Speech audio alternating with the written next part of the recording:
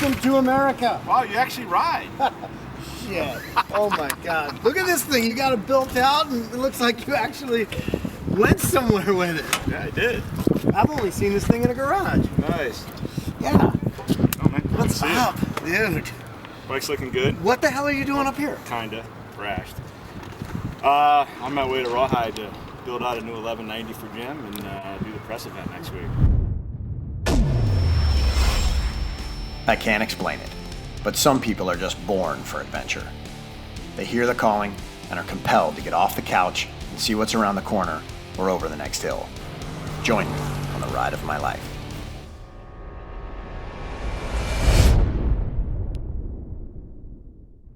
San Diego.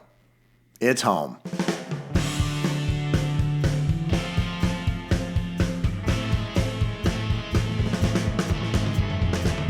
Just when I thought that I live and ride in paradise, I got an email from my very good friend Kurt Forget from Black Dog Cycle Works. Now Kurt, quite frankly, is the guy that kicked me into this adventure motorcycling phenomenon that seems to be possessing my soul. He has just broken ground on the brand new Black Dog Cycle Works compound in Mulegé, Mexico. So I met Kurt at the Tecate border crossing, and I wanted to offer him something other than a taco for lunch, so we took the Highway 94, otherwise known as Smuggler's Run, to Barrett Junction Cafe, where we got a chance to catch up a little bit.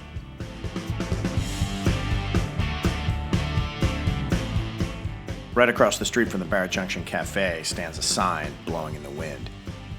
It's a bit of a harbinger towards the motorcycle riders that are about ready to go ride in this amazing playground. Rather sobering statistic here. Keep both eyes open and slow down a little bit. This road will kill you. 2015's barely underway and we've already lost some of our brothers. Try to be careful out there, folks. And there we met Leon, the proprietor of the Barrett Cafe, and he showed us around a little bit. This is a picture in front of the building in 1947. Within a very short period of time, they had too much business, and so they built this room on. That was put on in 1951 as a dance hall saloon. I get a lot of people that were here a long time ago, 50 years ago, bringing their grandchildren out here. We still get a lot of people on the weekends. I get almost every car club in the county, from Rolls-Royce just a few weeks ago, Lamborghinis, Ferraris, down to Vespas, you know, the little bikes. It's the whole gamut. Since I'm the guy that owns it and runs it, I'm married to it, but it's a fun deal. I don't have any complaints.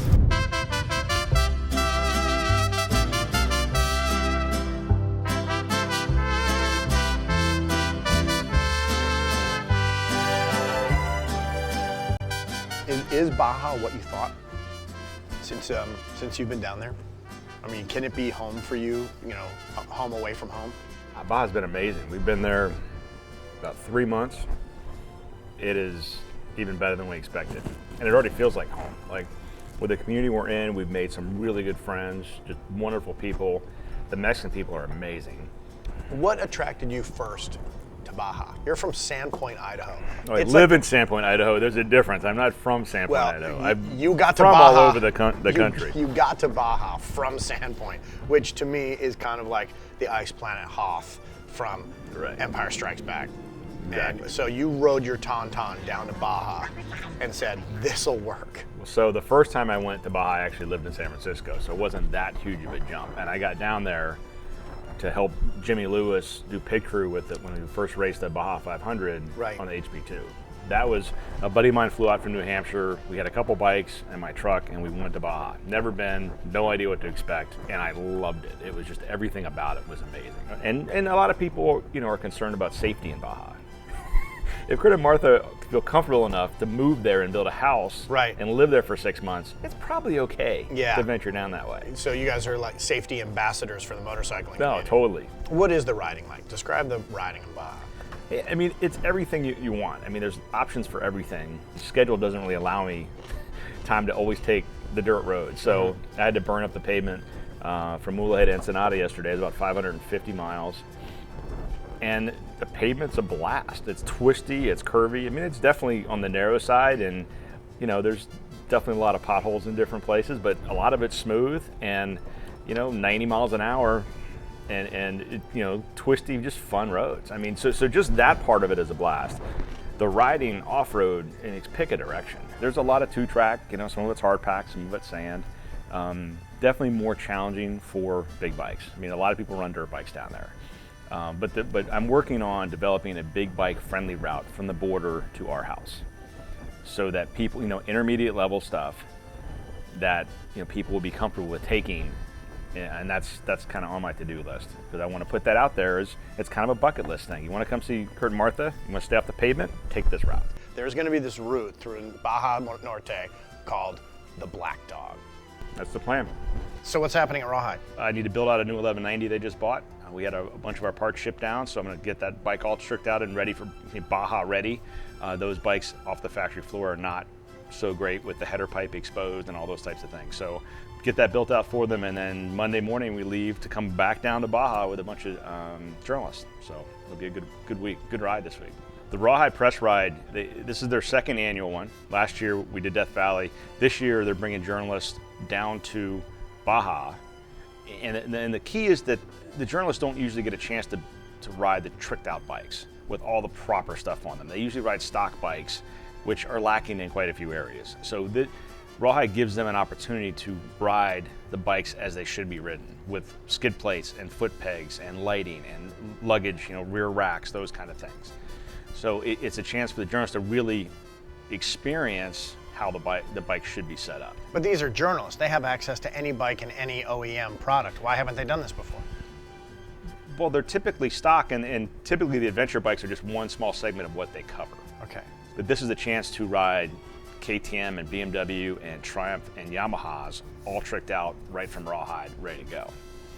Baja ready says something, because a lot of bikes will not withstand the torture that Baja puts out. If you've ever seen a Baja 500 or 1000, Baja can bite you very hard if you're not prepared, and if your bike's not prepared, and it's a long walk home. So we're gonna try to avoid that next week. It was cool for you to kick it with us and just throw a little burger down your throat and send you on your way. Yeah, thanks for lunch. Cool. See you, Kurt. All right, later. Thanks for lunch. That means I'm buying. You missed that, huh? It's on camera now. Yeah, I know. So after a good catch up with Kurt, I bid him farewell. It's time to get back to work. Well, that's the episode. Thanks so much for joining me on the ride of my life. Do me a favor, click the subscribe tab below so you can follow us and you won't miss any more episodes. And if you'd like to hear the podcast version of this, you can go to our podcast page on iTunes, where we have the ride of my life there, and you can listen to some bonus tracks there as well. You can reach us at brad@therideofmylife.net and let us know what you think, where you'd like us to feature, if you'd like to come with us, or give us some advice. We'd really like to hear what you have to say. Thanks so much.